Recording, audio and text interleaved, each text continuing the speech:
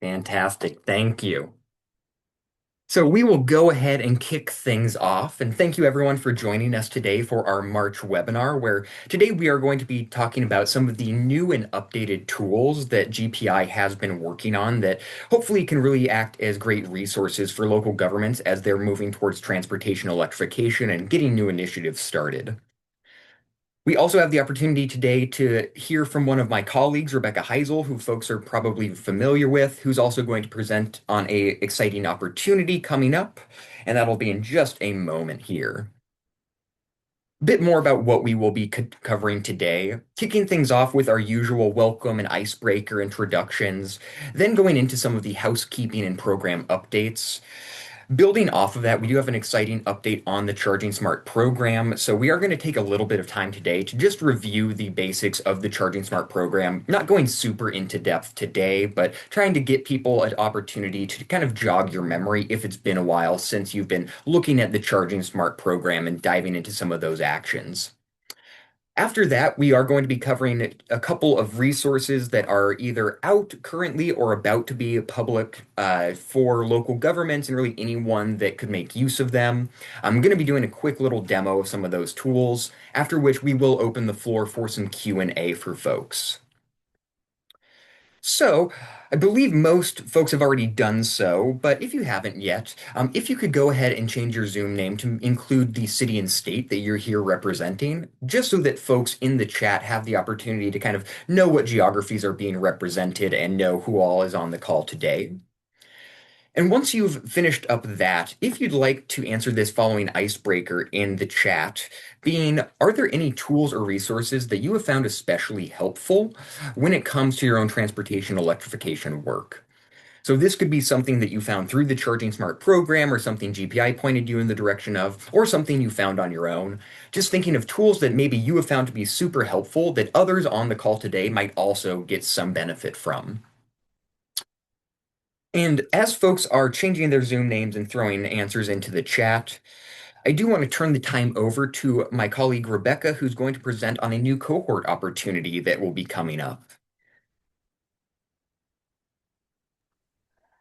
Thanks, Jim. Yes. So, as part of some other work that GPI is doing, we're building a cohort of 15 local governments from across the country to explore zoning as a tool for achieving climate and affordability goals. And so, during this cohort, we'll be covering topics that include electric vehicles, but also zoning as it relates to solar and battery energy storage and geothermal, as well as there'll be some opportunities to fit in information about emerging topics just kind of based on participant interests, such as like data centers or other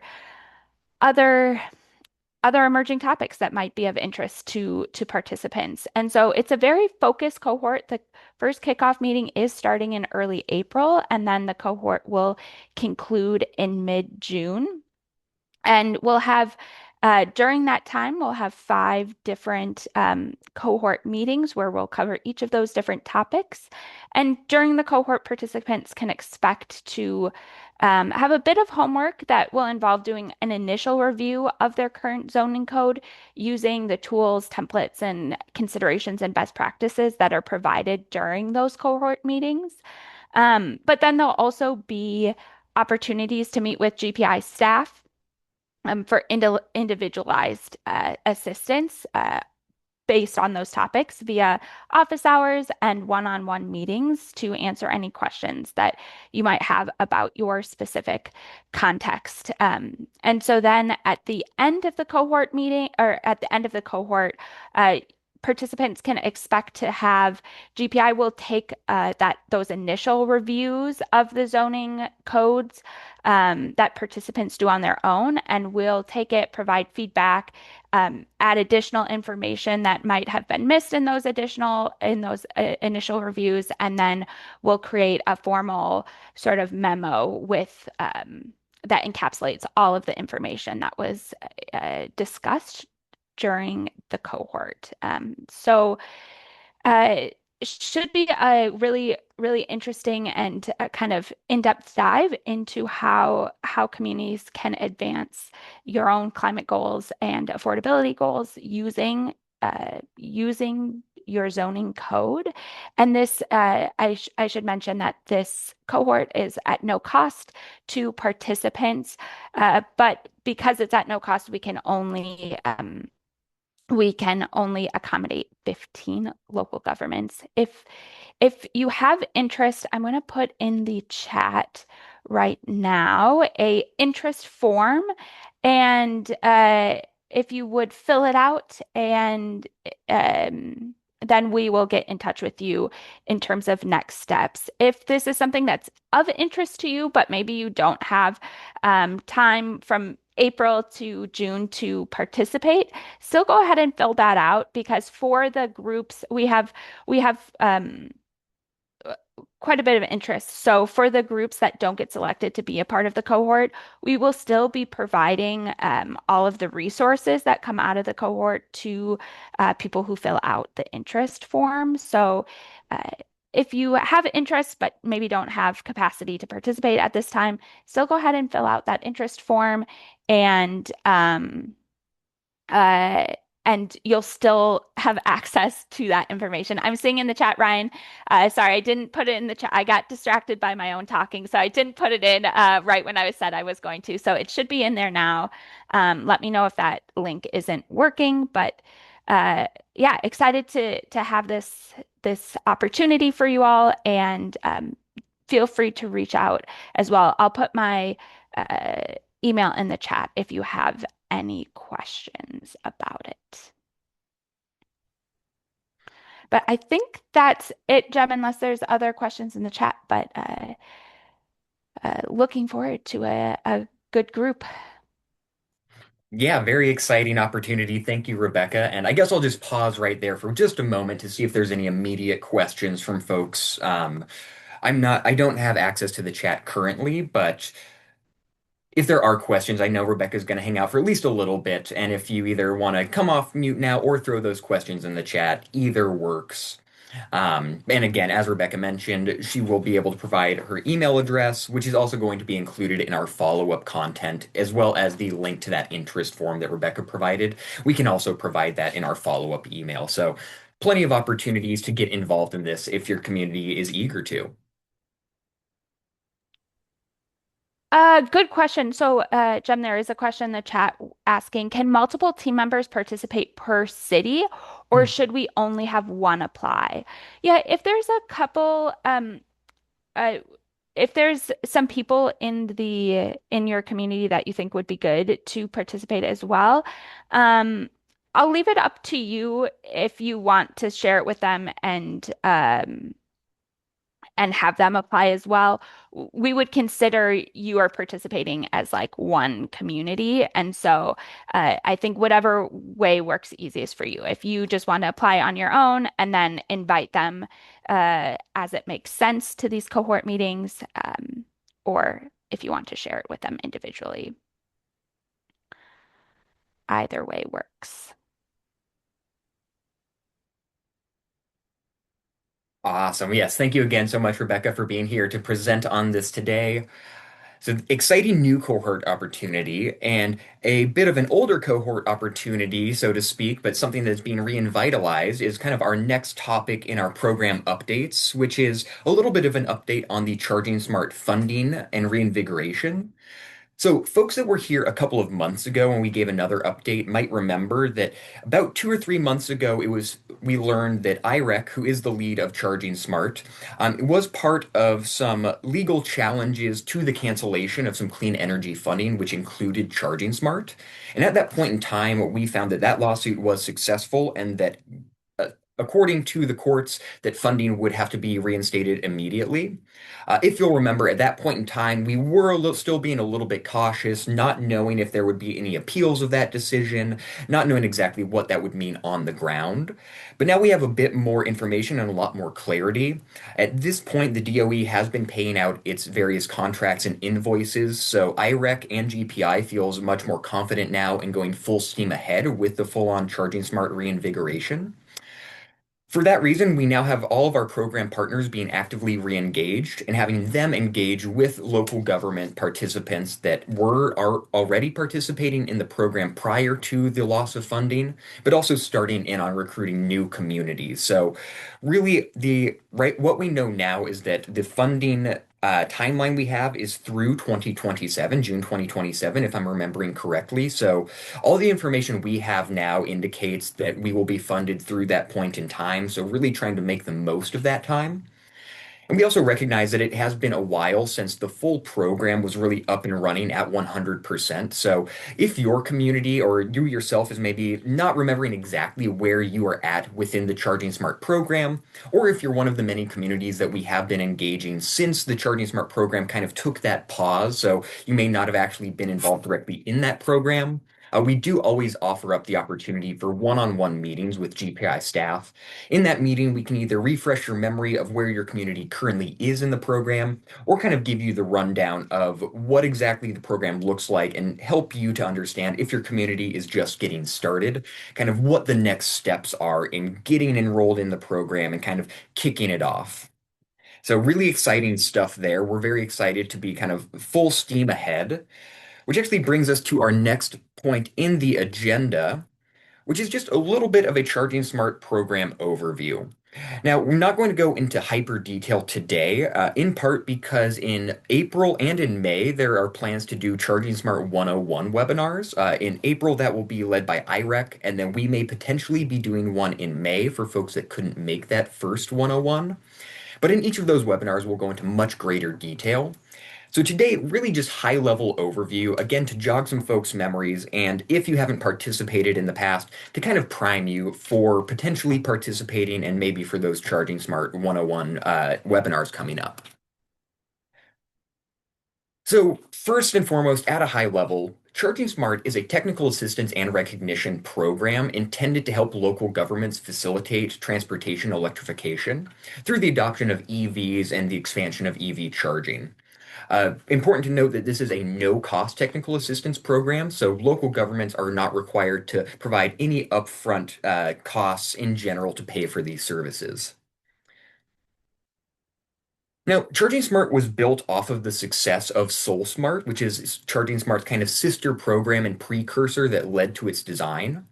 You folks on the call may be familiar with the SoulSmart program. There are over 500 designated communities in the country, and about 1 in 3 or over 1 in 3 residents currently live in a SoulSmart designated community. So tons and tons of momentum there with that program specifically focused on solar energy deployment. So, recognizing that success, it was determined that perhaps this same framework could work for other clean energy topics like transportation electrification. So, this is what led us to develop Charging Smart, kind of building off of SoulSmart's success. And I would say one of the strongest elements of the Charging Smart program are the partners that it brings together. So I might have already mentioned, but the Interstate Renewable Energy Council, or IREC, is the lead on this program, with Great Plains Institute acting as a lead partner. Some of the other leads and kind of on the administrative side, kind of higher level, include ICMA, Fourth, and RMI. But then we also have quite a few different regional partners who really specialize in engagement, recruitment, and providing the actual technical assistance. So all of these other partners here typically are focused on a more geographically specific location in the country and providing the services of Charging Smart in that area. The Great Plains Institute, a little unique in the sense that we are both involved in the administrative side of the program, getting it propped up, designing it, and administering it, but also we are technical assistance providers as well as recruiters. So kind of have our hands in all of the different elements of the Charging Smart program. Some benefits of this program, what can a local government expect to get out of it? Well, first and foremost, there is the technical assistance, and that involves one-on-one technical assistance, opportunities to participate in cohorts, a compendium of resources that IREC and GPI and our partners have either developed from scratch or compiled together that really represent, in our eyes, the best practices around transportation electrification, all available to participants free of charge. There's also plenty of opportunities for peer learning and partnership building. One model that we have found to be very successful is a cohort model where multiple local governments participate together and kind of move towards designation in lockstep. This allows communities to learn from each other's experiences as well and bounce ideas off of each other, which we have found to be really beneficial, and communities really seem to enjoy that element of the program. There's also the very real considerations of future-proofing your community and paving the way for economic development. In our eyes, and based on everything we can see within the industry, we believe that electrification is just a trend that will continue, and maybe it has some hiccups here and there, but really see that as the direction of the industry. So making sure your community is prepared for that transition is another key benefit of Charging Smart. And then lastly, recognition as a Charging Smart community. This one might seem like it's not that big of a deal. Like, obviously, we all like to tout our accomplishments and kind of shout them from the rooftops. But another element of this that I think is very important is that recognition as a Charging Smart community really does indicate to both community members and private sector actors the intentions behind electrification in your local community. So, if a private sector charger provider, someone like a um, I know I'm blanking on any of the major charging providers, like an EVgo or someone of that vein. If they see that a community is charging smart, there's automatically that recognition that there's a policy environment in place that is going to be friendly to this sort of infrastructure. So we do feel that charging smart, that recognition, getting that designation, can also be a boon for your community just in terms of attracting additional opportunities. Now, in terms of how the program is laid out, there are specific actions within the program that each have a specific point value associated, and those actions fall into one of six categories. And those categories are planning, which includes things like incorporating EVs into your planning operations, so comp plans, transportation plans, what have you. Regulation, which looks at things like permitting and zoning for electric vehicle infrastructure.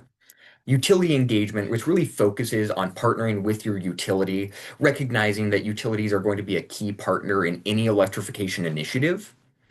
Then government operations, really looking internally. So fleet operations, are you providing transportation or charging infrastructure, the government for the public, things like that. Education and incentives, which really focuses on educating the community and incentivizing the adoption of EVs. And then lastly, shared mobility, which really is looking at anything in the transportation electrification realm that doesn't involve the sole ownership of a single occupant vehicle. So things like car share, shared micromobility, really anything electrified and shared kind of falls into this shared mobility category. Now, the designation structure for Charging Smart follows a pretty typical bronze, silver, gold layering.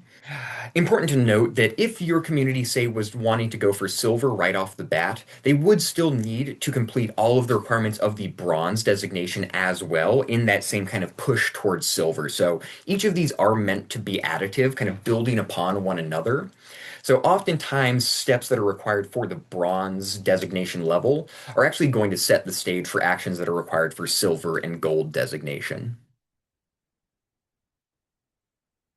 Now, I'm not going to go into hyper detail of all of the different designation levels or all of the different actions that a community could choose from, but did want to just focus in on the bronze requirement just to kind of give folks an idea. Again, maybe this is jogging your memory, maybe this is the first time you've seen this, but to get an understanding of what earning bronze would actually require and kind of how that's broken out. So, for each of the different designation levels, there are going to be some specific criteria that are going to be required. So, in this case, we see that there's four required criteria for the bronze designation level: reviewing your zoning requirements and identifying barriers to EVs, adopting a standard EV charger infrastructure permit process, and then also developing a permitting checklist for that process. And then lastly, meeting with utilities to discuss EV collaboration opportunities. So you can also see here that each of these actions has an associated point value. Typically, these point values are intended to reflect the degree of difficulty or the amount of resources required to tackle a particular criteria. So something like meeting with your utility is going to count for fewer points than electrifying a fleet vehicle. Again, that's not always a perfect representation, but that's the intention there. So in addition to those four specific criteria that are required, then for bronze, you're also required to earn 10 points in in the planning category, and then 15 points from the education and incentives category. So this could be any action within that general category, or any number of actions that add up to that point level. And then lastly, we've got general points. So in addition to those specific required criteria and the specific points from specific categories, then there's an additional 20 general points that could occur from any category, any action within the overall program to achieve that Charging Smart Bronze designation. So you will see similar layouts for the silver and for the gold designation. Again, specific criteria that are required, then some specific points from particular categories, and then generally some general points. And really, the intention here, the specific criteria that are identified for each are really thought to be some of the most important building blocks in any sort of transportation electrification push. So, really highlighting those ones that we feel are critical early actions here in the bronze designation. So I believe our next point on the agenda, oh, actually, just a couple more details on the program of Charging Smart. In terms of the time commitment, there are monthly informational webinars like this one, as well as opportunities for one-on-one technical assistance. But really, we try to make this something that increases capacity of local governments and not reduces it. So try to prevent as many meaningless meetings as possible and really try to focus those in when there's a specific question or a way that we can help out. Otherwise, a lot of the work is self-directed. We will provide insight and directions, but then allow local governments and the representative of the local government leading this initiative to kind of be self-directed in that work. And as I mentioned, no cost to participate other than the staff time involved, and we will be having a couple of 101 webinars coming out in the next couple of months, which that information will be included in the follow-up email to this webinar.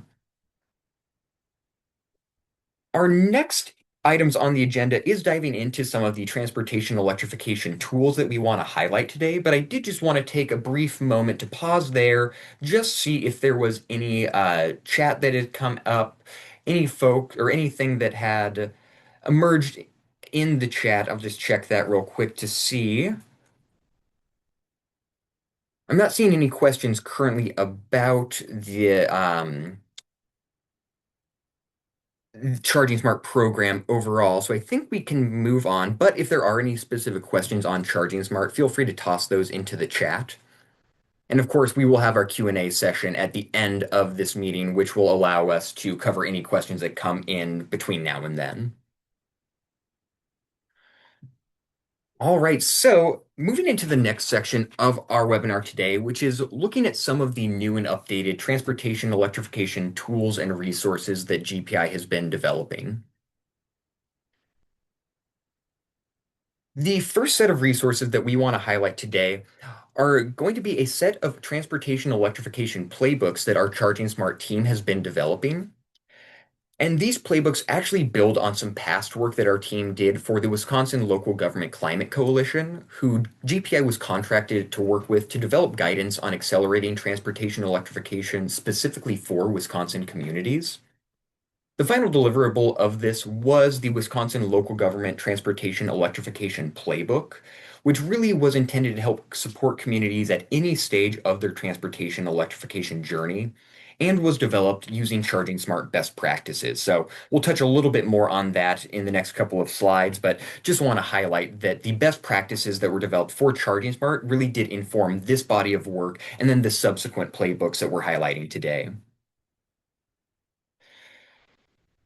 So as I mentioned, the really Wisconsin specific playbook was then taken and adapted for a national audience. So Wisconsin specific information was removed and more general information was brought in.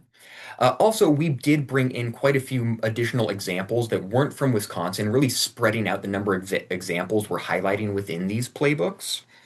And then also breaking them out into four shorter playbooks, making them each a little bit more digestible so that a local government could choose an individual playbook based on the topic that they're focusing on currently. And those four topics that we did end up landing on are planning for electric vehicles, municipal fleet electrification, expanding charging infrastructure, and then utility engagement. Now, in terms of the structure of these playbooks and how to use them, each playbook has a set of specific recommended actions that has to do with a particular topic that it's covering. And each of those actions is going to be organized into the following categories, either actions being start here, ramping up, or full speed ahead. And really, what this structure is intended to do is allow community to use this playbook that is starting from ground zero, has done nothing in the electrification realm. So, being able to guide them with some of those starting here actions, those really intended as the baseline work that communities need to do to set the stage for subsequent efforts. And then the ramping up steps, those would be kind of after you've set the groundwork, taken some of those initial necessary steps, what's kind of the next level of effort that a community could undertake? So those ramping up actions typically going to be building on the starting here actions. And then lastly, full speed ahead. These are typically for more advanced communities in their transportation electrification journey. So folks that have already kind of done what we would consider the baseline, early actions that need to be accomplished just to set the stage. Then moving into those full speed ahead actions, that's kind of where we see things like adopting an EV ready ordinance that requires EVSC to be provided when new development is being built, things of that nature that again is maybe a bit more advanced that a local government just getting started in transportation electrification wouldn't necessarily consider right away. So as noted, these actions are intended to build on each other and be addressed sequentially. And also thinking about the information that a local government might want to have when using this sort of playbook, each of the actions has also been designated as either requiring minimal, moderate, or significant effort. So again, if a local government is using this, they can kind of turn and see this action coming up that we want to address. Perhaps this requires moderate or significant effort, which can hopefully help determine the degree of capacity and resources necessary to tackle an individual action. For each action, we also do provide real-world community examples as well as external resources for each resource. These really getting into more in depth than we wanted to in the playbook itself. Again, these playbooks really intended to be short and sweet, giving just the information that is required, but then also linking to additional resources that can kind of expand the knowledge base of the user. And we also wanted to make sure that any other considerations that local governments might have are also being included in this analysis. So for each action, there is a additional considerations table that covers things like the amount of staff time that might be expected to be required for that action, which internal departments might be involved, if there's a role for the county in this particular action, and if there's any external partners that might be good to involve at this juncture. Now, just for a moment, I did want to, I'll stop sharing just so I can shuffle my screens and just going to pull up one of the playbooks so I can show in a less hypothetical manner exactly what these playbooks look like so folks are aware. Just share my screen one more time.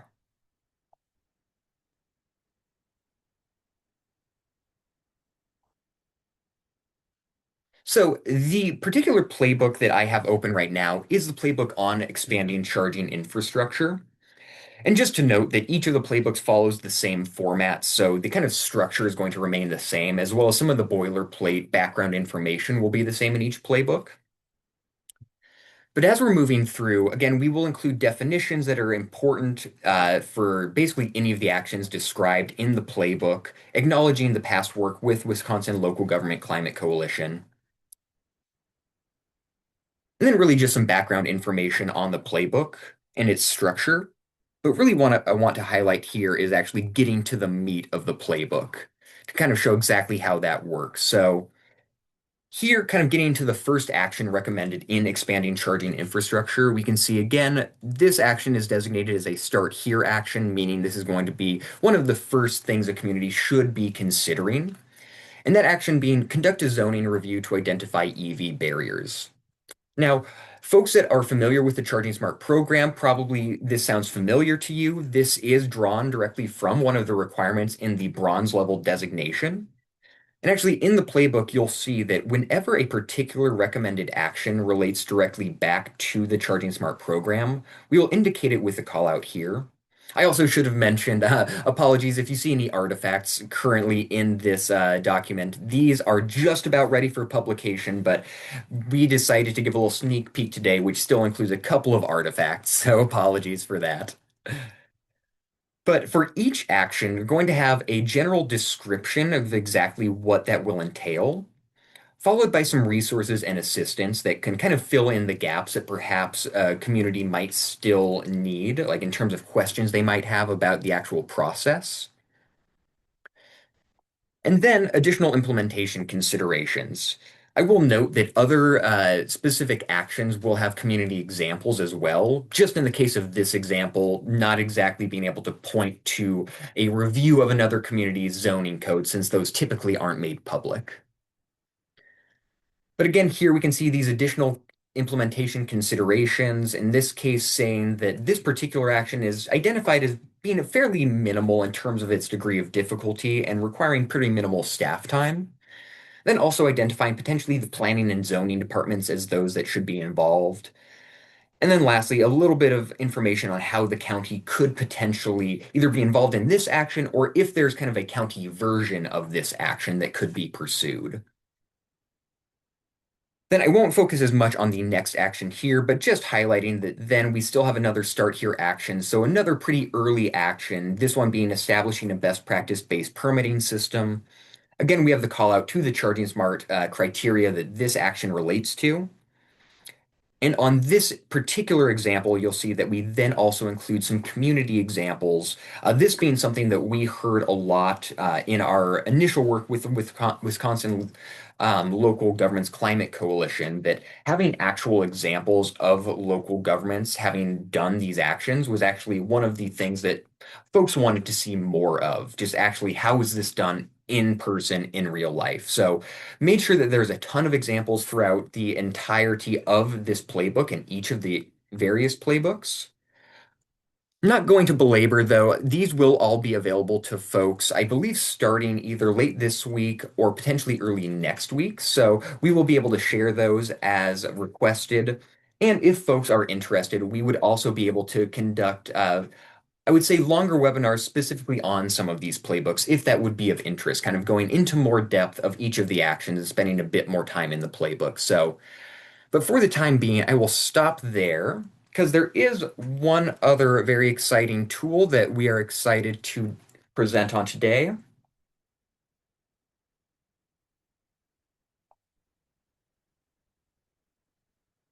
Just make sure. Lots of swapping between screen sharings today. But now, the next tool that we would like to highlight is actually a electric vehicle charging station economics calculator that GPI's transportation and fuels team has been developing. Actually, this particular tool was developed a handful of years ago, but it has been updated a handful of times, including over the past couple of months. And in fact, as of right now, the charger, the new version of the charger, is up and live. And really, the intention of this calculator is to give local governments and, as well as, I suppose, private entities the opportunity to really analyze the economics of a given charging station for a given scenario. Now, this economic calculator really it allows users to set a handful of different inputs, such as what utilities are charging for electricity, as well as demand charges, what customers would be charged at the EV charging station in question, things like utilization rates, how many times is the charger being used per day, and how many kilowatt hours are typically being delivered, as well as some other considerations, things like how much is it costing to operate this charger, and then also potentially additional revenue streams. The results of this analysis can really help local governments and others determine what the break-even point and also future cost and revenue scenarios might look like. And also, one of the key reasons we updated this calculator recently is to include the functionality to include things like state policies that include per kilowatt hour taxes or other inspection fees. Again, a little bit of review, but here is an image of what the calculator looks like, and we will be doing a quick live demo of this in just a couple of minutes. But just at a glance, you can see that the calculator can really help you determine the impact of electrical costs and fixed costs on your income and net profits, as well as what your break-even and profitable pricing points might be, and the impacts of new policies and programs. So, just real quick, going to pull up the calculator, which again is linked in our PowerPoint, which will be shared later today after this webinar. But just want to make sure folks have a chance to see the calculator in action, and just kind of get an idea of exactly how it might work in person. So here, when you click on the link to the calculator, there is a bit of an explanation of exactly what the calculator is intended for, how to use it. I will note that down below, there is also a getting started guide with a bit more information, as well as a link to the user manual. But now focusing in on the calculator itself, we can see here that we have a couple of windows that are going to remain fixed most of the time and continue to show the same information. So this left hand uppermost corner box, we see electrical cost, fixed cost, net profit, and income. That is always going to be visible in this calculator, so you can always kind of see what the impacts on your income and net profit will look like. And then also we are always going to be seeing this other bin, which kind of shows you some of your assumptions around um, the charger itself. So the number of charges per day, kind of how much the various inputs are, what that equivalent is in gas prices, things of that nature. Now, below this is where we actually can go ahead and start implementing and inputting different values. So say I have a DCFC fast charger, so I will be able to leave this power level, the kilowatt hours here at about 150. But say that I'm interested in seeing how a lower utilization rate might impact my profitability. I should note that these values are on an annual basis. So say I were to say maybe I'm anticipating a dip in demand at my charging station and I'm only going to expect four individuals or four cars to show up to charge at my station. So by changing the charging sessions per day from 8 to 4, we can see that has a major impact on my net profit. That went from over 30,000 to just about 6,000. So changing that back, can see our net profit changing, but also able to toggle this as well as inputting individual values just to quick and easily see how, higher number of charging sessions per day might impact profitability and revenue. Kilowatt hours per session is kind of the anticipated number of kilowatt hours delivered during a session. So if you're anticipating that folks are actually staying there all day and maybe getting a larger number of kilowatt hours delivered per session, but maybe fewer per day, can also see what the impacts of that might look like on your profitability and net income. Now, some other things you can implement are user fees. So, say you want to charge a flat fee for just connecting to the charger, you can set that here. Again, seeing how that impacts profitability, both up here in this fixed pane as well as our income and cost panel over here. Just setting this back to 3. And then also you can set how much is being charged to a customer per kilowatt hour, or you can set that to charge per minute if that's how you would like to set up your charging structure. Here we can also see secondary retail benefits. So if you are assuming that a customer is going to charge their vehicle, but also perhaps you have an associated vending machine or a small store, and this is maybe more relevant for private sector actors, but say you anticipate an average of $5 additional being spent on additional retail when a user is charging at your station, you can also add that information in here. Go ahead and zero that out for the time being. Next, we can also set our utility rates. So we can set things like how much the utility is charging you for its summer rates or winter rates. Can also set demand charge rates in here as well. as well as some regional differences. So, say if you do have different summer and winter kilowatt hour rates, then you can also set, say you're here in Minnesota where I am at, I think 8 winter months is a little closer to reality, whereas say we were something more on the West Coast or a more summer location, we could see some of these values shift. And then also seeing kind of the subsequent impact on revenue and things of that nature. Then lastly, fixed cost is the last area where we can add some of our own inputs. So in this case, we can add values for maintenance, insurance, connectivity. This section, the state taxes and fees, this is also where you can add if your state or, in your municipality, if there's any additional taxes on electricity delivered through EV chargers, you can set that here. You can also set if there are inspection fees per plug, you can set those here, as well as some of the capital cost financing. You can input some of the variables here. So, really, a lot of different ways to customize the various inputs to really narrow down and get a better picture of your exact locational sort of situation, what a charger might look like on the ground, and what sort of pricing structure would make the most sense.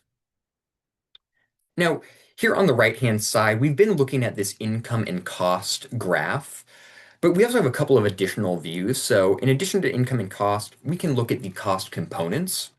So in this case, we get to see, what is anticipated as the demand charge, energy charge, and fixed charge, kind of how much of each of those is making up the total cost.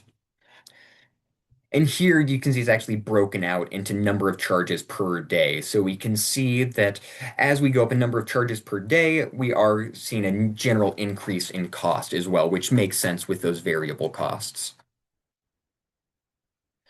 Then the last view we have also is this break even cost. So, or this break even graph, which kind of shows based on the rates whether you're going to be profitable or break even. So, in this case, if we wanted to see what an unprofitable situation would look like, I think one way to do that is just to throw in some pretty high, costs that the utility might be charging, just to see, say, the utility has upped its rates.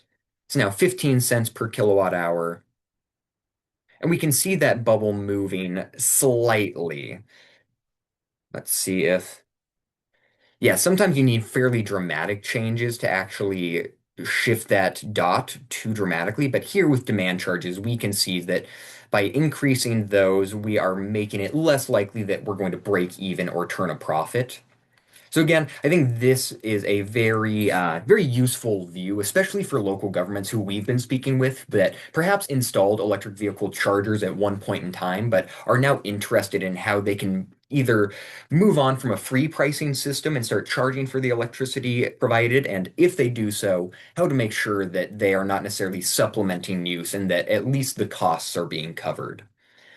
So, a really exciting tool. Excited that the transportation and fuels team has been able to update this, and I do think it's going to be a great resource for folks. This will be, of course, included in the follow-up email that will be included at the end of this webinar.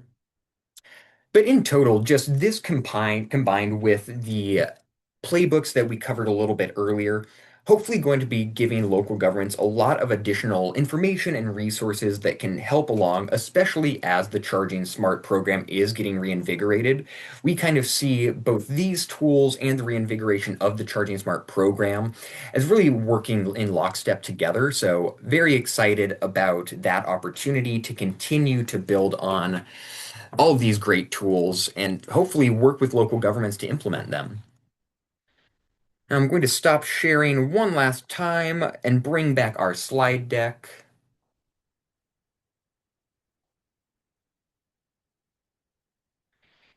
Just in time to open the floor up and see if there are any questions on any of these tools, any questions on any of the content covered on Charging Smart. Really open floor for the remainder of the time today. Of course, if there aren't any questions, I'm sure folks are always glad to get a couple minutes back. But yeah, opening the floor if folks want to add any questions in the chat or come off mute, happy to discuss any of these tools or anything else we've been talking about today.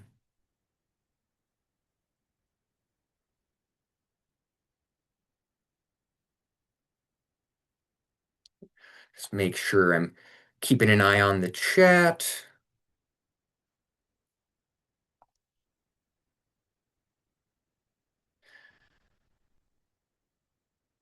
Right. Not hearing anything, not trying to cut anyone off. If someone's looking for the mute button to unmute, feel free to interrupt me, but I will just also start to lay out some additional follow-up and next steps just so folks are aware. As I mentioned earlier, we will be including both this slide deck as well as links to the interest form that Rebecca mentioned earlier today for that new cohort opportunity, links to our bookings link where you can set up a one-on-one technical assistance appointment with one of our GPI staff, as well as links to the electric vehicle charging station economics calculator, and potentially links to the playbooks dependent on when those are fully published. But if folks are interested in getting access to those playbooks for sure and want to reach out, we would be happy to send those to you directly once the time has come that we're ready to release those fully publicly.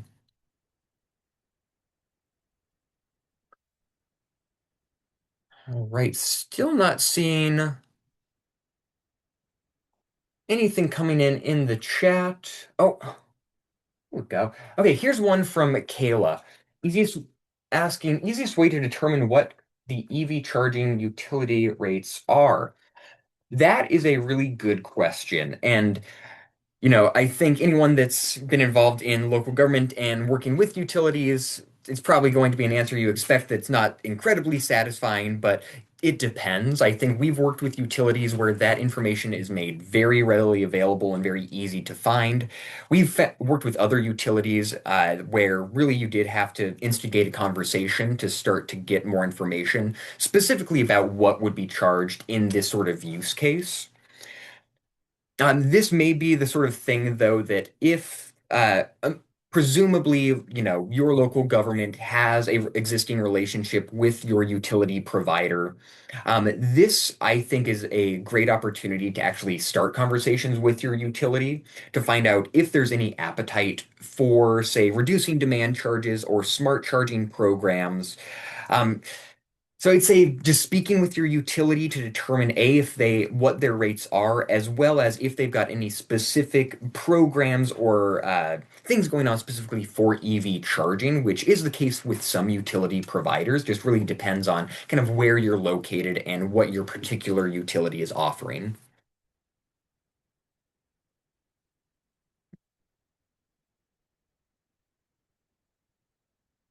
Awesome. And I see some folks have to jump. Thanks for joining us, Ryan.